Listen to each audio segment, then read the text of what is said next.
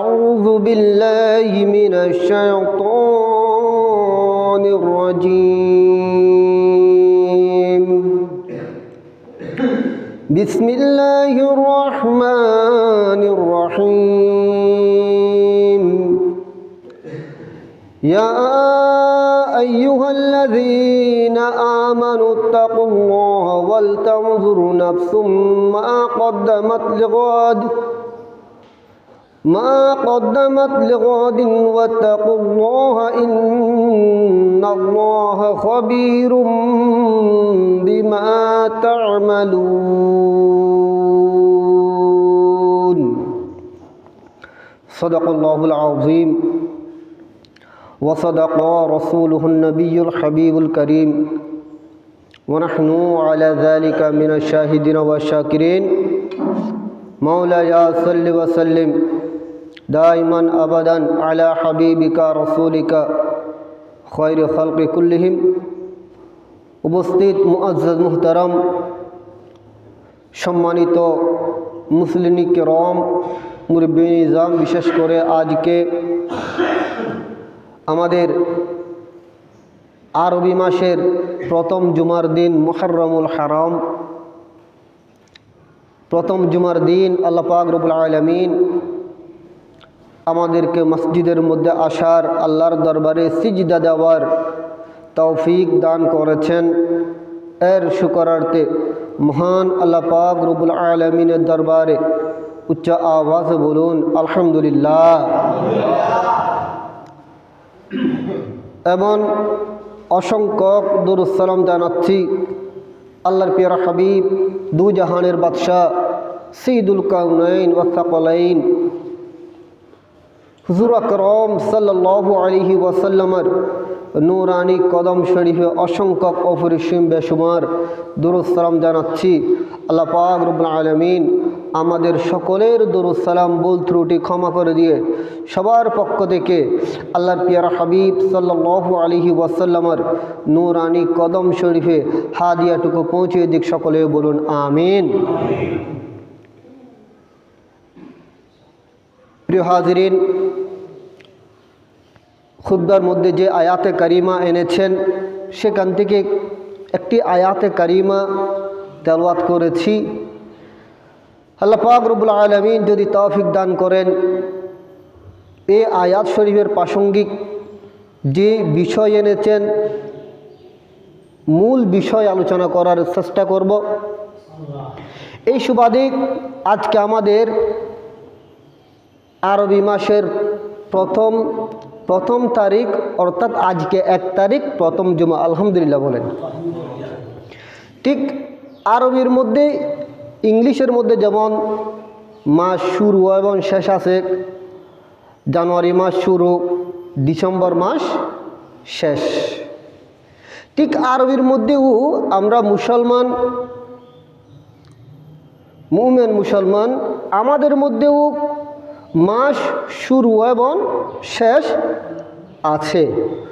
মুহররমুল হারাম হচ্ছে আমাদের আরবি মাস শুরু, আলহামদুলিল্লাহ বলেন। এবং জিলহজ মাস, যেটা কুরবানির মাস, সেটা হচ্ছেন শেষ মাস। তো আল্লাহ পাক রব্বুল আলামিন আমাদের কাছ থেকে জিলহজ মাস বিদায় নিয়েছেন। এই মাসের মধ্যে অনেকে হজ আদায় করেছেন। এই গত মাসের মধ্যে যত ইবাদত বন্দেগী মুমিন মুসলমান করেছেন, আল্লাহ পাক রব্বুল আলামিন সকল মুমিন মুসলমানদের, আমাদের আপনাদের সকলের ইবাদত বন্দেগী আল্লাহ পাক রব্বুল আলামিন কবুল করুক। সকলে বলুন আমিন। এমন আজকে মুহররমুল হারাম মাস, যে মাস এসেছে, এই মাসের ফাজাইল, এই মাসের ফজিলত, অসংখ্য ফজিলত। যে মাস বরকতময় মাস, দামি মাস। সূচনা দিয়ে আমি যে আয়াত শরীফ পড়েছি, এই আয়াত শরীফ প্রাসঙ্গিক ইবাদতের কথা এনেছেন। এই মাসের মধ্যে ইসলামের শুরু থেকে, সূচনা থেকে যত ঘটনা হয়েছিল ইসলাম আমরা এমনি এমনি পাইনি। হজরতে আদম আলাইহিস সালাম হতে শুরু করে একদম শেষ নবী হজরত মুহাম্মদুর রাসূলুল্লাহ সাল্লাল্লাহু আলাইহি ওয়াসাল্লাম পর্যন্ত যত কিছু হয়েছিল ঘটনা বলি, সব কিছু এই মাসের মধ্যে সংগঠিত হয়েছে। যেমন হজরতে আদম আলাইহিস সালাম হজরতে ইব্রাহিম আলাইহিস সালাম আগুনের কুণ্ডের মধ্যে নিক্ষেপ করেছিল নমরুদ, তো তিনি পরিত্রাণ পেয়েছেন এই মাসের মধ্যেই 10 মুহররম। আলহামদুলিল্লাহ বলেন, আল্লাহ পরিত্রাণ দিয়েছেন, অর্থাৎ পরীক্ষা নিয়েছেন। হজরতে ইউসুফ আলাইহিস সালাম তিনিও এই মাসের মধ্যে, হজরতে ইউনূস আলাইহিস সালাম মাছের পেটের মধ্যে ছিলেন এই মাসের মধ্যে 10 মুহররম পরিত্রাণ পেয়েছেন। এইভাবে যেতে যেতে একদম সূচনা হতে কারবালার জমিনে, যেটা হৃদয় বিদারক ঘটনা আমাদের জন্য, মুমিন মুসলমানদের জন্য হৃদয় বিদারক, যাদের অন্তরের মধ্যে আওলাদে রসুল সাল্লাল্লাহু আলাইহি ওয়াসাল্লামের মোহাব্বত ভালোবাসা আছে। ইমামে আলী মকাম ইমামে হুসাইন রাদিয়াল্লাহু তাআলা আনহু আহলে বাইত রসুল সাল্লাল্লাহু আলাইহি ওয়াসাল্লাম, ইমামে হাসান রাদিয়াল্লাহু তাআলা আনহু আওলাদে রসুল, আল্লাহ রসুলের বংশধর এই মাসের মধ্যে 10 মুহররম শাহাদাত বরণ করেছেন, তাও কুরবানির মাধ্যমে। এবং সর্বোপরি আল্লাহ পাক রব্বুল আলামিন যে কিয়ামত কায়েম করবেন, কিয়ামত কায়েম হবে, এটা তো আমাদের একিন না, একিন, এটা বিশ্বাস করতে হবে। আমরা দুনিয়া থেকে বিদায় নেব, কবরের মধ্যে যাব, কবর থেকে আবার আমরা উঠব হাসরের ময়দানের মধ্যে। কিয়ামত কায়েম হবে এই মাসের মধ্যেই 10 মুহররম, এটা শুক্রবার। আলহামদুলিল্লাহ বলেন, নিয়ামত। তো এই মাসের মধ্যে ইবাদত বন্দেগী বেশি বেশি করার জন্য বলেছেন পেয়ারা হাজিরিন। মাকাশাফাতুল কুলুব কিতাবের মধ্যে এনেছেন ইমাম গাজ্জালি রহমতুল্লাহ আলাইহি, যিনি দার্শনিক ছিলেন, দার্শনিক। আল্লাহ পাক রব্বুল আলামিন এর মখলুক, অসংখ্য আল্লাহ মখলুক বানিয়েছেন। জিন জাতি, মানব জাতি, ফিরিস্তা, তন্মধ্যে একটা ফিরিস্তা আল্লাহ সৃষ্টি করেছেন যার কদম তাহাত সরার নিচে। সুবহানাল্লাহ বলুন, যার কদম, এবং যার স্যার, যেটাকে মাথা বলে, একদম উপরে যত উপরে আছে এরকম, যার ডানা দিয়েছেন সেটা গোটা দুনিয়া বিরাজমান করে ফেলতে হয়, ঢাকা আছে। সুবহানাল্লাহ বলেন না। আল্লাহ সৃষ্টি মাখলুক আল্লাহ সৃষ্টি করেছেন, যেগুলো আমাদের ব্রেনের মধ্যে, আকলের মধ্যে আসবে না, না আসলেও এগুলি বিশ্বাস করার নাম ঈমান। সুবহানাল্লাহ বলুন। এই ফিরিস্তার কাজ কি? কাজ হচ্ছে, আমরা তো আমার নবীর আশেক, সবার অন্তরের মধ্যে আমার রসুলের মহব্বত আছে না? সবার অন্তরের মধ্যে আছে। প্যারা হাজিরিন, যারা আমার রসুলের উম্মত, আমার নবীর উপর দরুদ শরীফ পাঠ করবে মুহাব্বত সহকারে, দরুদ শরীফ পাঠ করবে, দরুদ শরীফ পাঠ করার সাথে সাথে আল্লাহ পাক রব্বুল আলামিন ওই ফিরিস্তাকে বলবেন, হুকুম দেবেন, হে ফিরিস্তা, আমার বান্দা আমার মাহবুব সাল্লাল্লাহু আলাইহি ওয়াসাল্লামের উপর দরুদ শরীফ পাঠ করেছে, তুমি একটা কাজ করো, আমি যে নূরের সাগর রেখেছি তুমি নূরের সাগরের মধ্যে গোসল করো। তখন ওই ফিরিস্তা নূরের সাগরের মধ্যে গোসল করবে। গোসল করার পর ফাঁকা চাকা দেবে, প্রতিটি ফুটা থেকে আল্লাহ পাক রব্বুল আলামিন একটা ফিরিস্তা তৈরি করবেন। সুবহানাল্লাহ। আর একটু বড় করে বলুন সুবহানাল্লাহ। কয়টা ফিরিস্তা? একটা ফিরিস্তা সৃষ্টি করবেন। ওই ফিরিস্তা আল্লাহর তসবিহ তাহলিল জিকির করবে এবং আপনার জন্য আপনার বালাম কথার মধ্যে এগুলো লিপিবদ্ধ হবে, আপনার গুনাহ ক্ষমা চাইবেন। সুবহানাল্লাহ। কত বড় নিয়ামত, চিন্তা করুন। সালাতুন ইয়া রাসূলুল্লাহ, সালামুন ইয়া لذ باب المصطفى خير الورى ملجأ ہے مفروب مفتاح العدى صلاة يا رسول الله سلام يا প্যারা হাজিরিন, এটা হচ্ছে যে আমল। কারণ আমরা যখন দুনিয়া থেকে বিদায় নেব, আমরা কোনো আমল নামা আর করতে পারবো না। এটা হচ্ছে তো পরীক্ষার স্থান।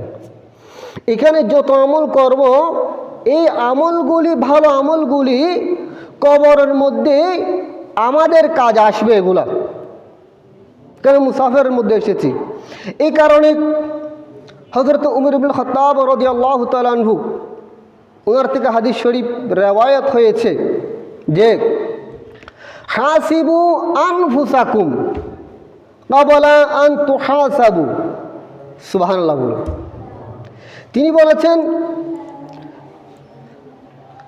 হিসাব নিকাশ করো আমাদের নিজেদের, ভালো কাজ কয়টা করেছি, মন্দ কাজ কয়টা করেছি, নিজেকে কিভাবে গুছিয়েছি, আমি কর্ম কি করেছি, পরকালে মুক্তির জন্য আমি কি করেছি। আমাদের থেকেও প্রত্যেকটি হিসাব আল্লাহ পাক রব্বুল আলামিন কাল কিয়ামতের ময়দানের মধ্যে নেবে। হিসাব দিতে হবে আল্লাহর দরবারে। তখন হিসাব নেওয়ার পূর্বে আমাদের হিসাব আমাদেরকে করতে হবে। সকালে সন্ধ্যায় আমরা কি কাজ করেছি, কয়টা আমলনামা করেছি, কয়টা করেছি। এবং আল্লাহর মাহবুব সাল্লাল্লাহু আলাইহি ওয়াসাল্লাম বলেছেন, ওয়াজিনু আনফুসাকুম ক্বাবলা আন তুজানু, ওয়াজিনু আনফুসাকুম ক্বাবলা আন তুজানু। তোমরা ওজন করো, কারণ আমাদের আমলনামা ওজন করা হবে কাল কিয়ামতের ময়দানে, পরকালের মধ্যে এটা ওজন করা হবে। তো এই কারণে আল্লাহর মাহবুব সাল্লাল্লাহু আলাইহি ওয়াসাল্লাম বলেছেন, তোমাদের আমলনামা পরকালে কতটুকু হবে তোমরা নিজেরাই ওজন করে নাও, নিজেরাই বিবেক বিবেচনা করে নাও। অর্থাৎ আমাদের আমলনামা বেশি বেশি করার জন্য আল্লাহর মাহবুব সাল্লাল্লাহু আলাইহি ওয়াসাল্লাম বলেছেন। বড় করে বলুন সুবহানাল্লাহ। আরো বড় করে বলুন সুবহানাল্লাহ। প্রিয় হাজিরিন, এই কারণে আমি সংক্ষিপ্ত আল্লাহর মাহবুব সাল্লাল্লাহু আলাইহি ওয়াসাল্লাম বলেছেন, একজন সাহাবাকে উপদেশ দিচ্ছে আমার রাসূল। وقال رسول الله صلى الله عليه وسلم লি রাজুলিন ওয়া হুয়া ইয়াইযুহু। একজন ব্যক্তিকে উপদেশ দিচ্ছেন, নসিহত করেছেন আমার নবী বলেছেন, ইগতানিম খামসান, পাঁচটা জিনিসকে তোমরা গনিমত মনে করো, অর্থাৎ মূল্যায়ন করতে বলেছেন। পাঁচটা জিনিস খুব বেশি দামি। কয়টা জিনিস দামি? পাঁচটা জিনিস খুব দামি। পাঁচটার মধ্যে আমার নবী বলেছেন যে কাবলা খামসিন, শাবাবাকা ক্বাবলা হারামিকা। স্বাভাবিকত যুবককাল, যুবক। চিন্তা করুন, যুবক অবস্থায় যেভাবে ইবাদত বন্দেগী করতে পারে, মানুষ যখন বৃদ্ধ হয়ে যাবে ওই রকম ইবাদত বন্দেগী করতে পারবে? অসুস্থ হয়ে যাবে। আপনার যখন শীতকাল, গরমকাল, শীতকাল একরকম, গরমকাল একরকম, ইবাদত বন্দেগী করতে পারে না। যখন যুবক থাকে তখন শরীরের মধ্যে কুওয়াত থাকে, শক্তি থাকে, সে কি করতে পারে? ইবাদত বন্দেগী করতে পারবে।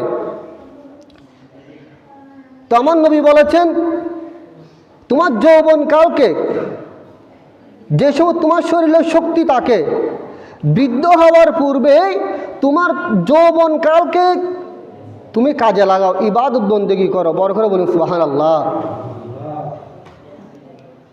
এবং আমার রাসূল বলেছেন, ওয়াসিহাতাকা ক্বাবলা সুকুমিকা। সিহাত, সুস্থতা। যখন শরীর সুস্থতাকে কাজে লাগাতে বলেছেন কখন? বিমার হওয়ার পূর্বে, অসুস্থ হওয়ার পূর্বে। অসুস্থ কি? আমরা যখন অসুস্থ হয়ে যাই তখন নামাজ পড়তে কষ্ট, রোজা রাখতে কষ্ট, ইবাদত বন্দেগী করতে কষ্ট। আমি যখন সুস্থ থাকি, সবল থাকি, তখন ইবাদত বন্দেগী করতে কষ্ট নেই। প্যারা হাজিরিন, এই কারণে যৌবনকালে, যুবক অবস্থায় ইবাদত বন্দেগী করতে বলেছেন। সুবহানাল্লাহ বলুন। 3 নম্বরে বলেছেন, ওয়াগানাআকা ক্বাবলা ফাকরিকা। যে তোমাদের সম্পদ, আল্লাহ পাক রব্বুল আলামিন আল্লাহর বান্দাদেরকে সম্পদ দিয়েছেন। কারো সম্পদ বেশি, কারো সম্পদ কম, কেউ ফকির, কেউ দরিদ্র, কারো টাকা বেশি। তো আমার রাসূল বলেছেন, তোমাদেরকে যাদেরকে আল্লাহ সম্পদ দিয়েছেন, ওই সম্পদ শেষ হওয়ার পূর্বে, চলে যাওয়ার পূর্বে তোমরা বলা গনিমত মনে করো, তোমরা দান সদকা করো, সম্পদকে তোমরা কাজে লাগাও।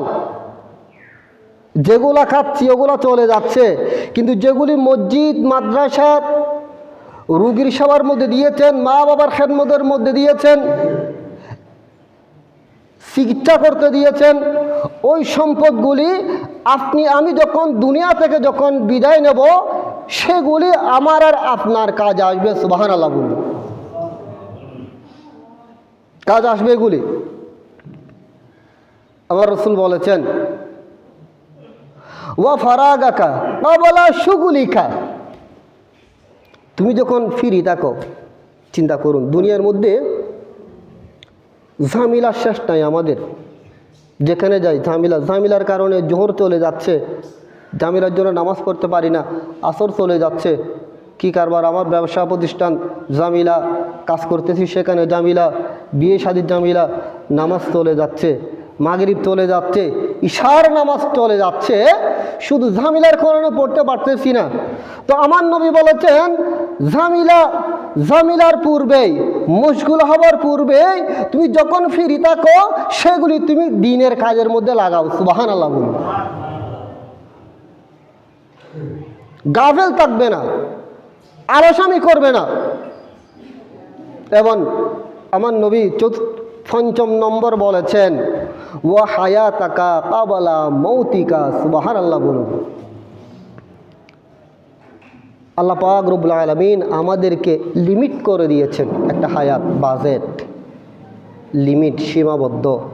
কারো হায়াত 20 বছর, 30 বছর, 50 বছর, 100 বছর, এভাবে একটা লিমিট করে দিয়েছেন। কিন্তু আজ না হয় কাল অবশ্যই মৃত্যুর স্বাদ আমাদেরকে গ্রহণ করতে হবে। তো আমার রাসূল বলেছেন, উম্মত, তোমাদের হায়াত শেষ হওয়ার পূর্বে তোমাদের হায়াতকে তোমরা কাজে লাগাও। সুবহানাল্লাহ বলুন। বেহুদ দুনিয়াবির মধ্যে মশগুল হয়ে, দুনিয়াবি রং তামাশার মধ্যে মশগুল হয়ে আমি আল্লাহর জিকির তোমরা বন্ধ করবে না। আমার নবীর জিকির বন্ধ করবে না, এগুলা যদি মশগুল হয়ে যদি বন্ধ করে দাও, এগুলা তোমাদের কোনো কাজ আসবে না। সুতরাং যে হায়াত দিয়েছি ওই হায়াতটা তোমরা কাজে লাগাও। বড় করে বলুন সুবহানাল্লাহ। সালাতুন ইয়া রাসূলুল্লাহ, সালামুন ইয়া প্যারা হাজিরিন। কাজে লাগাতে বলতে কি, এই যে মুহররম মাস আসছে, এই মাসের মধ্যে রোজা রাখতে হবে। রোজা, কারণ ইবাদত বন্দি আমাদের প্রয়োজন আছে। রোজা ফরজ হওয়ার পূর্বে আশুরা রোজা ফরজ ছিল। রোজা যখন ফরজ হয়েছে, এই আশুরা রোজা সেটা মনসুখ হয়ে গিয়েছে, সেটা আমাদের জন্য নফল, মুস্তাহাব। প্যারা হাজিরিন, আমার প্যারা মুস্তাফা সাল্লাল্লাহু আলাইহি ওয়াসাল্লাম যখন মক্কা শরীফ থেকে মদিনা তৈবার মধ্যে গিয়েছেন, হিজরত করেছেন, মক্কা শরীফ থেকে যখন মদিনা শরীফে গিয়েছেন, সেখানে রোজা রাখছেন। মদিনা শরীফবাসী যারা আছেন, ইয়াহুদিরা রোজা রাখতেছেন। তখন যারা ইয়াহুদি ছিল, তারা যখন রোজা রাখতেছেন, তখন রাসূল করিম সাল্লাল্লাহু আলাইহি ওয়াসাল্লাম তাদেরকে জিজ্ঞেস করেছেন, তোমরা কেন রোজা রাখছো? রোজা রাখার কারণ কি? তারা বলেছেন, আমরা রোজা রাখছি এই কারণে যে এই দিন পরিত্রাণ পেয়েছে হযরতে ঈসা আলাইহিস সালাম, পরিত্রাণ পেয়েছে। সুতরাং আমরা এই দিনকে সম্মান করি, আমরাও রোজা রাখতেছি। বড় করে বলুন সুবহানাল্লাহ, আরও বড় করে বলুন সুবহানাল্লাহ। তখন রাসূল করিম সাল্লাল্লাহু আলাইহি ওয়াসাল্লাম বলেছেন, তো তোমাদের কাছ থেকে তো আমরা তো আরও বেশি হকদার, আমরাও তো রোজা রাখবো।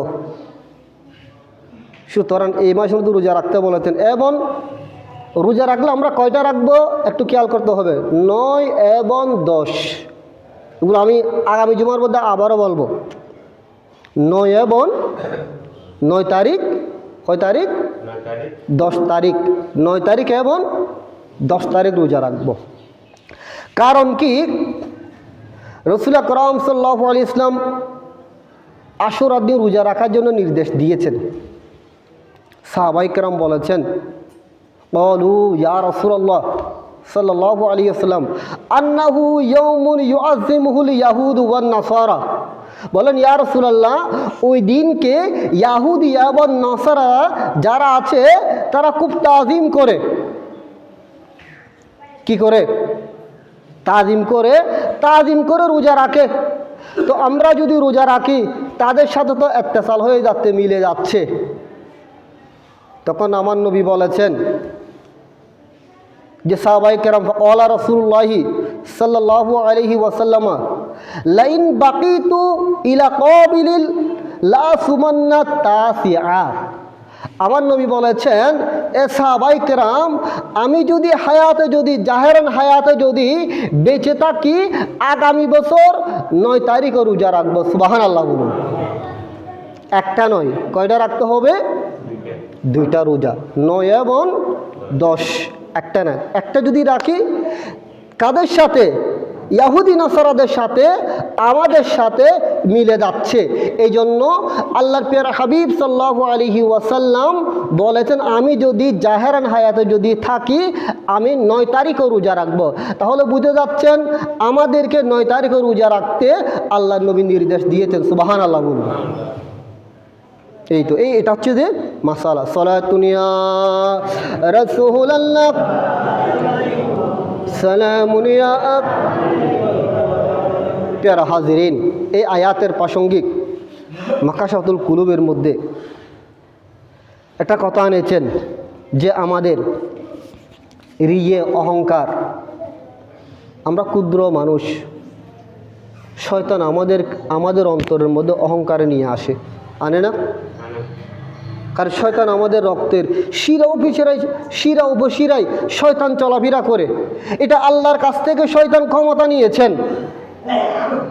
এই কারণে আল্লাহর কাছে আমাদেরকে মাপ চাইতে হবে। আল্লাহ, রিয়া থেকে, অহংকার থেকে আল্লাহ আমাদেরকে পরিত্রাণ দিন, আমাদের অন্তরকে আল্লাহ পরিষ্কার করে দিন, আমাদের হৃদয় থেকে রিয়াকে আল্লাহ দূরে সরিয়ে দিন। সুবহানাল্লাহ বলুন। এটা আল্লাহর কাছে চাইতে হবে। হযরতে দাউদ আলাইহিস সালাম, যিনি নবী, দাউদ আলাইহিস সালাম, তিনি ইবাদত বন্দেগী করার জন্য যেখানে ইবাদত বন্দেগী করে সেখানে গিয়েছেন, ইবাদত রিয়াজত করার জন্য, উম্মতদেরকে শিক্ষা দেওয়ার জন্য। সেখানে যখন গিয়েছেন, তার ইবাদতখানার মধ্যে তিনি দেখেছেন একটা পোকা, ছোট্ট একটা পোকা মাটির মধ্যে আছে, বিচরণ করছে। তিনি ফিকির করেন, চিন্তা করেছেন, এই ছোট্ট পোকাকে কেন আল্লাহ বানিয়েছেন? আমাদের সামনে পিছনে অনেক কিছু আছে না, অনেক পোকামাকড় থাকে না? তো আমাদের ব্রেনের মধ্যে আসেন এগুলো কী জন্য বানিয়েছেন? অনেক সময় ফিসে মেরে ফেলি না, একটা পিঁপড়াও ইচ্ছাকৃতভাবে মারা যাবে না, একটা গাছের পাতাও ছিঁড়া যাবে না। যদি প্রয়োজন হয় সেটা আলাদা কথা, তা আমাদের মাথায় রাখতে হবে। তো আমার নবী শিক্ষা দিয়েছেন।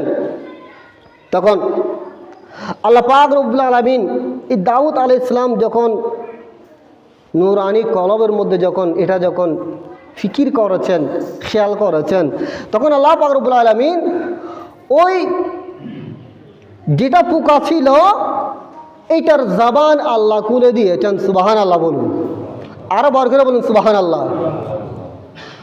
এটা কথা বলছেন, নবীর সাথে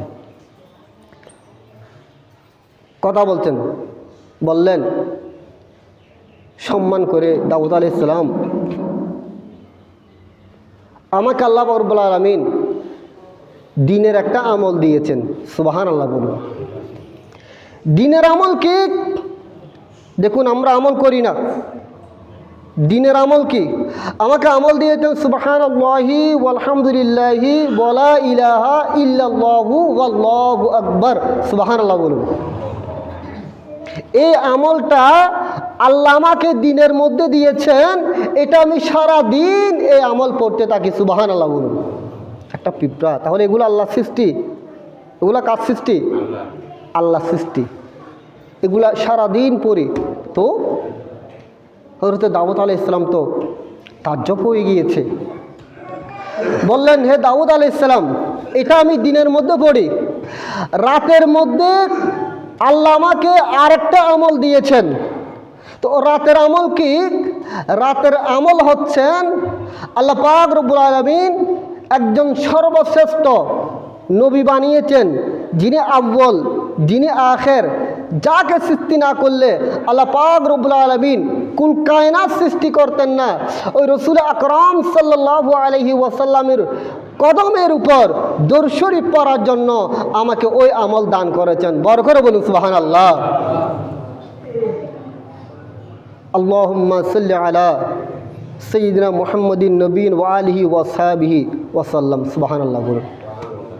দরুদ শরীফ দিয়েছেন। তো আমি এই দরুদ শরীফ সারা রাত আমি পাঠ করি, সেটা হচ্ছেন আমার রাতের আমল। সুবহানাল্লাহ বলুন। দিনের আমল, রাতের আমল। তো বললেন দাউদ আলাইহিস সালাম, আপনি আমাকে একটা আমল দিন, একটা ওয়াজিফা দিন, যাতে ওই ওয়াজিফা আমি এর সাথে সংযোজন করে আমি পাঠ করতে পারি, বড় করে বলুন না সুবহানাল্লাহ। তখন হযরতে দাউদ আলাইহিস সালাম লজ্জিত হয়ে গিয়েছেন আল্লাহ রব্বুল আলামিন দরবারে। অর্থাৎ শিক্ষা, উম্মতদেরকে শিক্ষা দিচ্ছেন। কি শিক্ষা? একটা আল্লাহ সৃষ্টি, ওই সৃষ্টি রাতেরও একটা আমল করে, দিনেরও একটা আমল করে। রাতে আপনার আল্লাহ সানা, দিনের মধ্যে আল্লাহ সানা সিফত বর্ণনা করে, রাতের মধ্যে আমার নবীর দরুদ শরীফ পড়ে। তো আমরা তো আশরাফুল মখলুকা, সর্বশ্রেষ্ঠ জীব, আমরা কেন, আমাদের জীব কেন বন্ধ থাকবে, আমাদের কলব কেন বন্ধ থাকবে, আমাদের নিঃশ্বাস কেন বন্ধ থাকবে? আমরাও হার দম হার সময় আল্লাহর জিকিরের মধ্যে মগ্ন থাকবো। বড় করে বলুন সুবহানাল্লাহ। আল্লাহর জিকির করব। প্যারা হাজিরিন, এই সুবাদে কোরআনুল কারীমের মধ্যে বলেছেন যে আয়াতে কারীমার মধ্যে, হে ইমানদারগণ, আমরা তো দুনিয়া থেকে চলে যাব। ইয়া আইয়ুহাল্লাযীনা আমানু, আইমান ওয়ালু, হে ইমানদারগণ, ওয়াত্তাকুল্লাহ, তোমরা আল্লাহকে ভয় করো। আল্লাহকে কি করো? আল্লাহকে ভয় করো। তো আল্লাহকে যখন ভয় করব, তখন আমাদের জীব হেফাজত থাকবে। জীব কি? আমাদের জীব দিয়ে কারো গীবত করতে পারবো না। পারবো? আমাদের মুখ দিয়ে মিথ্যা বলতে পারবো না, আমাদের মুখ দিয়ে চুগলখুরি করতে পারবো না। কারণ আল্লাহকে যদি ভয় করি, আমাদের চক্ষু হেফাজত করতে হবে। আমাদের চক্ষু দিয়ে যেগুলো অন্যায় অশ্লীল এগুলো দেখা যাবে না। আমাদের হাত আমাদের হেফাজত হবে। হাত দিয়ে আমরা জুলুম করতে পারবো না, কারো কাছ থেকে কোনো কিছু ছিনিয়ে নিতে পারবো না, কারণ এগুলো আল্লাহর দরবার জবাবদিহিতা করতে হবে। আমাদের পাও দিয়ে আপনার অন্যায় কাজ যেগুলি আমার জন্য বৈধ নয়, ওই কাজগুলো করতে পারবো না। আমাদের পেটকে আমরা কি রাখবো? হেফাজত রাখবো। হালাল ছাড়া হারাম আমরা বক্ষণ করতে পারবো না। ঠিক কিনা বলুন? হারাম বক্ষণ করতে পারবো না। কারণ কি? আমার আল্লাহ বলেছেন, তোমরা আগামীকাল তো চলে যাবে, তোমরা আগামীর জন্য কি করে যাচ্ছ, কি রেডি করে যাচ্ছ, কি তৈরি করে যাচ্ছ? সুতরাং আগামী দিনের জন্য আমাদেরকে প্রস্তুতি গ্রহণ করতে হবে। কবরে যাওয়ার জন্য প্রস্তুতি গ্রহণ করতে হবে। কিতাবের মধ্যে আছেন এই আয়াতের প্রাসঙ্গিক, কাল কিয়ামতের ময়দানে জবিন আমাদের পক্ষে এবং বিপক্ষে সাক্ষী দেবে। আমরা যখন অন্যায় অবিচার জুলুম করি, সেগুলো মাটির উপর হেঁটে যেতে হবে, কারণ মাটি ছাড়া তো আমরা হাঁটতে পারবো না। তখন মাটি আমাদের বিপক্ষে কি দেবে? সাক্ষী দেবে। আর আমরা যখন ভালো করব, ভালো কাজ আমল করব, নেক আমল করব, তখন কিয়ামতের ময়দানের মধ্যে মাটি আমাদের জন্য সাক্ষী দেবে, আল্লাহ আপনার এই বান্দা আমার বুকের উপর হেঁটে হেঁটে ভালো কাজ করেছিল, মসজিদের কাজ করেছিল, মাদ্রাসার কাজ করেছিল, সেবা করেছিল, আপনার বান্দার পক্ষে আমি সাক্ষী দিচ্ছি। বড় করে বলুন সুবহানাল্লাহ। প্যারা হাজরিন, আল্লাহ পাক রব্বুল আলামিন আমাদের সবাইকে মৃত্যুর জন্য প্রস্তুতি নেওয়ার তৌফিক দান করুন। সকলে বলুন আমিন। এবং সবাইকে ঈমান, আমল, আকীদা মজবুত করে বেশি বেশি ইবাদত বন্দেগী করে দুনিয়া থেকে যাওয়ার তৌফিক দান করুক। সকলে বলুন আমিন। ওয়া আখিরু দাওয়ানা আলহামদুলিল্লাহি রাব্বিল আলামিন। আসসালামু আলাইকুম ওয়া রাহমাতুল্লাহি ওয়া বারাকাতুহু।